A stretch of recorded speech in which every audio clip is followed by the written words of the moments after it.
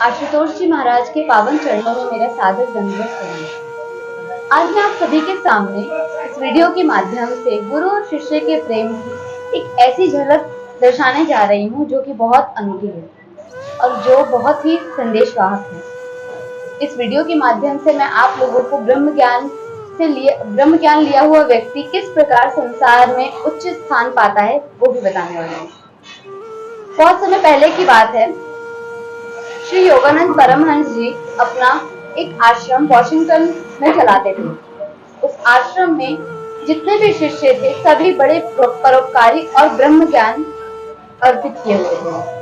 उन सभी ने ब्रह्म ज्ञान ग्रहण किया हुआ था और उस आश्रम का जो क्षेत्र था वो बहुत ही प्रसार में था, बहुत ही फैलाव में था। लेकिन कहते हैं कि किसी भी चीज को चलाने के लिए संसार में उपयुक्त धनराशि की आवश्यकता होती है। ठीक वही कार्य यहाँ भी हो रहा था। आश्रम को चलाने के लिए उपयुक्त धनराशि की बहुत कमी पड़ रही थी। अब धीरे धीरे आश्रम को चलाने के लिए जितने भी सेवादार थे वो भी परेशान थे कि जितने भी सेवा के लिए वस्तुएं हैं या जो भी प्रकार की हमें सेवाएं चाहिए उसके लिए धनराशि की बहुत आवश्यकता थी, जो कि बहुत ही कम पड़ रही थी। धनराशि का अभाव इतना बढ़ता जा रहा था कि अब ऐसा लग रहा था कि धीरे धीरे शिष्यों और अनुयायियों के लिए जो भोजन का प्रबंध है वो भी कहीं छूट ना जाए। इस बात से श्री योगानंद परमहंस जी बहुत ही परेशान थे। उन्होंने सोचा कि इसके ऊपर मैं अपने गुरु से ही बात विचार करूंगा और उन्होंने इस पर ज्यादा कोई प्रतिक्रिया की नहीं। बहुत समय बाद एक सेठ जी का आगमन हुआ आश्रम में। उन्होंने जब आश्रम का क्षेत्र देखा तो बहुत ही खुश हुए, प्रसन्न हुए कि ये जगह मेरे जो व्यवसाय है उसके लिए बहुत उपयुक्त है। ऐसा माना जाता है कि अगर कोई लालची व्यक्ति किसी अच्छी जगह भी जाए, किसी ज्ञान वाली जगह पर भी जाए तो वहां केवल अपने लालच के लिए ही जाता है और अगर वो चाहे या ना चाहे लेकिन उसकी जो प्रवृत्ति है लालच की वो उसे कभी नहीं छोड़ती है और वो ही उसका जो ब्रह्म ज्ञान लेने का एक जरिया बनने वाला था वो उसे खा जाती है। ठीक वही सेठ जी के साथ हुआ। वो चाहते तो थे कि हाँ वो भी कुछ ज्ञान ले, लेकिन जब वो आश्रम में पहुंचे वहां का क्षेत्र देखा तो बहुत ही खुश हो गए कि उनके व्यवसाय के लिए स्थान बहुत ही अच्छा है। अगर वो यहाँ पे कोई अपना व्यवसाय खोलेंगे तो वो बहुत ही अच्छे से चलेगा और वो देश विदेश में अपना आराम से हर कार्य कर पाएंगे। उन्होंने योगानंद जी से कहा कि गुरुदेव मुझे ये आश्रम आप बेच दीजिए। वैसे भी इस आश्रम की जो हालत है वो ज्यादा ठीक नहीं है। आश्रम धीरे धीरे एक वृद्ध महिला की तरह होता जा रहा है जिसका अंत बहुत ही निकट आ रहा है। योगानंद जी मुस्कुराए और उन्होंने बोला कि मैं आपके प्रस्ताव को समझ रहा हूँ, लेकिन मैं आपके प्रस्ताव को अस्वीकार कर रहा हूँ। ये आश्रम मेरे गुरुदेव का आशीर्वाद है और मैं अपने गुरुदेव के आशीर्वाद को कभी भी कदाचित भी किसी के भी सामने बेच नहीं सकता। ये संसार के लिए मूल्यवान होगा, ये संसार के लिए केवल एक व्यवसाय और एक फैला हुआ क्षेत्र जरूर है। ये धन के लिए बहुत अच्छी जगह है जहां आप धन की उपज बहुत अच्छे से कर सकते हैं, लेकिन मेरे ख्याल से ये ब्रह्म ज्ञानी क्षेत्र है। यहाँ जिस व्यक्ति का कदम यहाँ आएगा वो ब्रह्म ज्ञान जरूर ले सकता है, अगर उसके नसीब में होगा तो। सेठ जी बहुत ज्यादा उन्होंने बात विचार किए कि मुझे ये आश्रम दे दीजिए, मैं आपको उपयुक्त धनराशि दे दूंगा, मैं दूसरा आश्रम खुलवा दूंगा। लेकिन योगानंद जी नहीं माने और जाहिर था इस बात को नहीं माने। जब गुरु का आशीर्वाद हमें किसी प्रकार मिलता है तो हम उसे इस प्रकार संजो कर रखते हैं कि कहीं वो हमसे छूट ना जाए या कहीं वो उससे कुछ हो ना जाए। वही हाल योगानंद जी का था। वो अपने गुरुदेव के आशीर्वाद को संभाल रहे थे। संसारिक जगत में वो एक आश्रम था, लेकिन आध्यात्मिक जगत में और योगानंद जी के नजर में वो गुरु का आशीर्वाद था। सेठ जी बात करते करते गुस्से में हो गए। अब उनका क्रोध चरम सीमा पर हो चुका था। वो गुस्से में बोले कि जिस आश्रम के लिए आप इतना परेशान हो रहे हैं वो ज्यादा दिन तक टिकने ही वाला है। उन्होंने ढेर कुवचन बोले। उनके कुवचनों की जो गाड़ी थी वो थमी ही नहीं। उन्हें ये सुध नहीं रहे कि वो किसके सामने क्या वचन बोल रहे हैं। उधर लाखों शिष्य भी थे, लेकिन उन्होंने कुछ नहीं सोचा। अपने कुवचनों में उन्होंने केवल और केवल एक प्रकार से बात कही कि ये जो आश्रम है उसको मैं नष्ट करूंगा। आपने मेरा अनादर किया है कि ये बोल के कि मैं इस आश्रम के लायक नहीं हूँ, मैं इस जगह के लायक नहीं हूँ। अब आप देखिए, मैं इस आश्रम को पूरी धूमिल कर दूंगा, भूमि में पूरा समा दूंगा और यहाँ पे अपना व्यवसाय खड़ा करूंगा। उन्होंने कुवचनों के साथ अपनी बहुत सारी ऐसी बातें कही जो बहुत ज्यादा ही कटु थी, जो अगर कोई संसारी व्यक्ति सुनता तो वो जरूर ही वहां पर एक लड़ाई झगड़ा होने का संभावना था। लेकिन योगानंद जी मुस्कुराए और अपने कक्ष में वापस चले गए। सेठ जी और क्रोध में आ गए, वो भी चले गए। उन्होंने आश्रम के दरवाजे के बाहर बोला कि जिस आश्रम की आप भविष्य देख रहे हैं उस आश्रम का भविष्य मैं ऐसा कर दूंगा कि आप देख नहीं पाओगे। जिस गुरु को आप अपने सर पर लिए चढ़ रहे हो या चल रहे हो, उसको मैं जरूर ही परास्त करूंगा। और अब आने वाला समय मेरा है और आने वाले समय में मैं आपको एकदम परास्त कर दूंगा। मैं देखना चाहता हूँ कि मेरा जो बात है वो टिकेगा या आपकी जो विचार हैं वो टिकेंगे। ये एक प्रकार का उनके सामने चुनौती थी। योगानंद जी समझ गए थे कि लालची व्यक्ति है, वो कहीं भी जाएगा तो अपना लालच ही देखेगा। कुछ नहीं बोले, कोई प्रतिक्रिया नहीं की, वापस अपने कक्ष में चले गए। थोड़ा निराश थे, लेकिन उन्होंने बोला कि मैं सुन रहा हूँ, मेरे सद्गुरु नहीं सुनेंगे। मैं भले कोई प्रतिक्रिया नहीं कर रहा हूँ, लेकिन मैं अवश्य जानता हूँ मेरे सद्गुरु जरूर इसके ऊपर कोई प्रतिक्रिया देंगे, जरूर वो मेरा निदान करेंगे, मेरी इस समस्या का निदान करेंगे। और वाकिफ था, सभी जानते हैं कि जब कोई शिष्य मुसीबत में होता है, संसारी तरीके से, संसारी स्तर पर या किसी भी स्तर पर, जब एक शिष्य मुसीबत में होता है तो उसका गुरु उसे किसी भी प्रकार बचाता है, और वो ऐसे क्षण में बचाता है कि जिसे संसार समझ ही नहीं पाता है। जो सेठ जी थे वो अपने मित्र के पास गए जो कि वकील था। उन्होंने सारी घटना बताई कि मुझे ये क्षेत्र पसंद है और मुझे वहां पे अपना व्यवसाय खड़ा करना है, अब तुम कुछ भी करो, मुझे उस क्षेत्र चाहिए तो चाहिए। वहां भी बहुत बड़ी बात होगी। जो उनके वकील दोस्त थे, वकील मित्र थे, वो स्वयं ही योगानंद जी के बहुत बड़े अनुयायी थे। वो बहुत ही मानते थे योगानंद जी को। वो बहुत प्रेम भाव से, समर्पण भाव से उनसे मिलना चाहते थे। जब उन्होंने सुना कि ये मंद बुद्धि ये काम करके आया है, तो वो थोड़ा अपने मन ही मन मुस्कुराए और बोले कि बिल्कुल सही बात है। जब हम संसार पे रहते हैं, जब हम मन की बात सुनते हैं तो हम अपना ही बुरा करते हैं, और ये तो बुरा कर चुका है अपना। उन्होंने बोला ठीक है, लेकिन मैं इसमें कोई आपकी मदद नहीं कर पाऊंगा।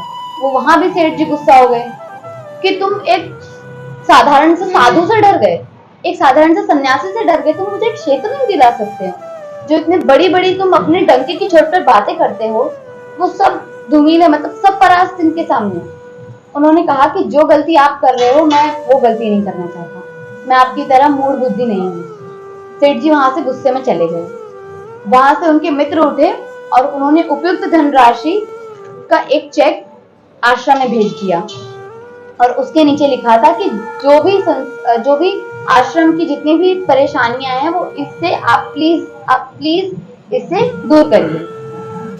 और महाराज जी भी समझ चुके थे कि उन्होंने कोई प्रतिक्रिया नहीं की, उनके गुरु ने ही प्रतिक्रिया की। पर ना कहते हैं कि प्रभु के एक इशारे के बिना एक पत्ता नहीं हिलता है। बिल्कुल सही बात है। ठीक उसी प्रकार एक शिष्य के जीवन में हर एक क्षण एक गुरु के बिना नहीं दिखता है। गुरु जो चाहता है शिष्य वही करता है।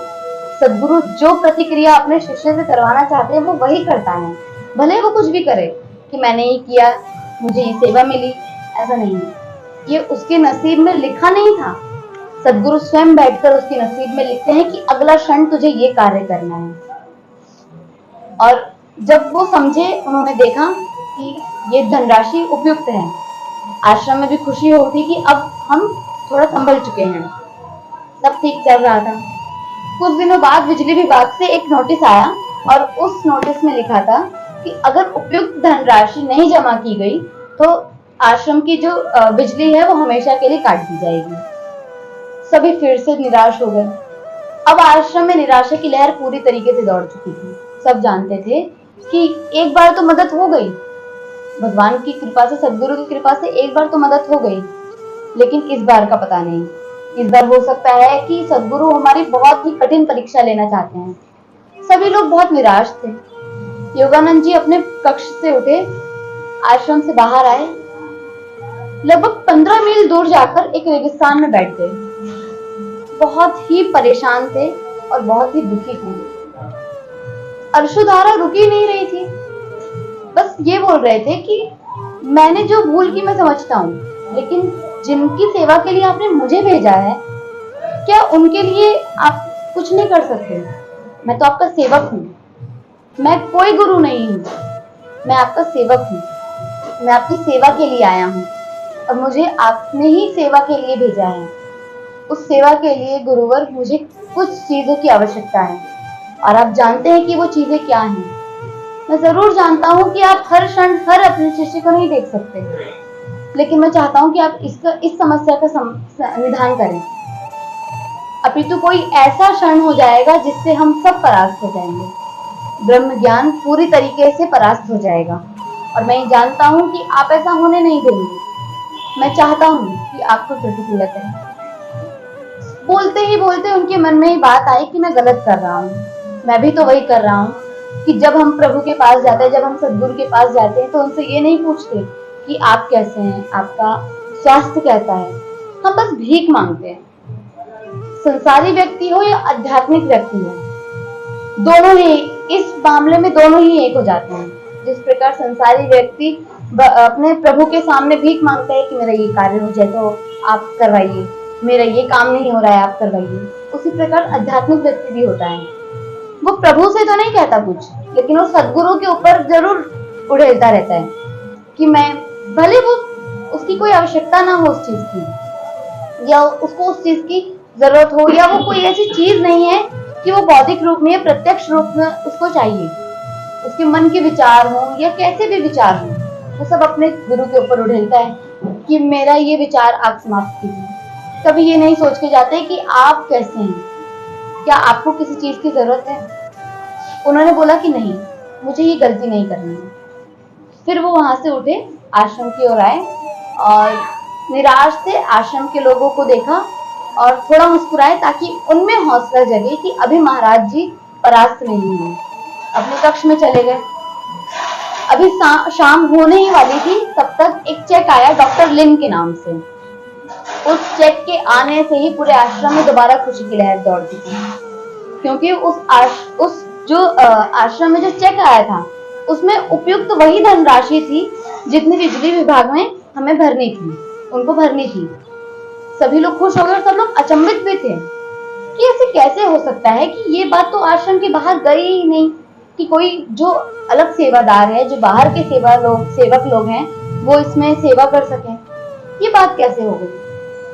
तुरंत ही अनुयायी और शिष्य कक्ष में आए और गुरुदेव से कहा कि गुरुदेव, एक डॉक्टर लिन के नाम से चेक आया है जिसमें उपयुक्त वही धनराशि भेजी गई है जो हमें बिजली विभाग में चाहिए। महाराज मुस्कुराए। वो समझ चुके थे कि मेरे उस दिन मैंने जो भी वचन बोले वो स्वयं सुन रहे थे गुरुदेव मेरे। उन्होंने बोला, ठीक है, मैं समझ चुका हूँ। अगर कभी डॉक्टर लिन हमारे आश्रम में पधारे तो उन्हें जरूर मुझसे मिलवाना। कुछ दिनों बाद ऐसा ही हुआ। बहुत समय बाद डॉक्टर लिन का आगमन हुआ और शिष्य दौड़ते हुए आए और योगानंद जी से कहा कि महाराज, उस दिन जो चेक आया था ना डॉक्टर लिन के नाम से, उस नाम का व्यक्ति आश्रम में पधारा है। योगानंद जी ने कहा कि उसे फौरन मेरे कक्ष में भेजो। जब डॉक्टर लिन कक्ष में आने ही वाले थे, कक्ष के द्वार पर ही उन्होंने योगानंद जी को देखकर अचंभित हो गए। उन्होंने सीधा बोला कि ये तो वही है जो मेरे स्वप्न में उस दिन आए थे, ये तो हूबहू ऐसे दिखते हैं। वो बात कर रहे थे योगानंद जी के गुरु युक्तेश्वर महाराज जी के गुरु श्री लाहिड़ी महाराज जी के बारे में, जो योगानंद जी के गुरु थे। गुरुदेव समझ चुके थे कि मैं जानता हूँ कि ये मेरे सद्गुरु का ही कार्य है, लेकिन उन्होंने कोई प्रतिक्रिया नहीं दी। डॉक्टर लिन ने बहुत समय तक बात विचार किया कि मैंने ऐसा देखा था स्वप्न में, मैंने आपको ही देखा था, हुबहू यही चेहरा था। वो भी मुस्कुराए और वो फिर हमेशा के लिए वहां पर सेवक के लिए तत्पर रहते थे। इस कहानी से हमें ये पता चलता है कि अगर शिष्य किसी भी मुसीबत में हो या किसी भी मुश्किल में हो, वो ये सोचता है कि मैं तो अकेला थोड़ी हूँ, गुरुदेव के तो कितने लाखों शिष्य हैं, वो सब पे थोड़ी नजर दे पाएंगे। वो इस मामले में गलत होता है। गुरु की नजर हमेशा अपने शिष्य के ऊपर होती है, और शिष्य भी दो लोगों पर ही अपना प्रेम भाव ढेलता है। एक अपने शिष्य पर जो उसका प्रिय शिष्य होता है, या जिसको देखकर उसको लगता है कि हाँ, मेरे ना रहने पर यही कुछ कर सकता है, अगर मैं इस संसार से चला जाऊं तो यही संसार को आगे समझा सकता है ब्रह्म ज्ञान। और दूसरा अपने गुरुदेव के ऊपर अनुयायियों पे उनका पूरा ध्यान रहता है, लेकिन बात वही आ जाती है कि जो प्रेम एक माँ और बच्चे का होता है, वो किसी भी रिश्तेदार से नहीं होता। बच्चे का माँ जिस प्रकार अपने बच्चे को ममता करती है, जिस प्रकार ममता अपनी उड़ेलती है बच्चे पर, वो बुआ, नानी, दादी कोई नहीं कर सकता। वो प्रेम है, लेकिन वो प्रेम नहीं है जो एक माता अपने पुत्र को करती है या अपने बच्चे को करती है। ठीक उसी प्रकार गुरु का प्रेम अपने शिष्य के प्रति ही होता है, और वो प्रेम दिखता कैसा है? डांट में, फटकार में, चंद बातों में, जिससे शिष्य को लगता है कि अनुयायियों से तो बड़ा मुस्कुराकर बात करते हैं, लेकिन मुझे ही हमेशा खरी खोटी सुनाते रहते हैं, शायद मैं इसके काबिल ही नहीं हूँ। लेकिन वो जानता है कि गुरुदेव उसको कभी छोड़ेंगे नहीं, और गुरु उसको खरी खोटी इसीलिए सुनाता है कि वो जानते हैं कि मेरे ना रहने पर जो इस संसार को चलाएगा, जो इस ब्रह्म ज्ञान को आगे बढ़ाएगा, वो मेरा शिष्य ही है। और संसार में अगर आप कोई भी एक अच्छा कार्य करने निकल रहे हो, तो आपको अच्छाई से पहले उस कार्य के प्रति 4 लोग इतनी बुराई बोल देंगे कि आप उस कार्य के प्रति खुद विरोध में खड़े हो जाओगे।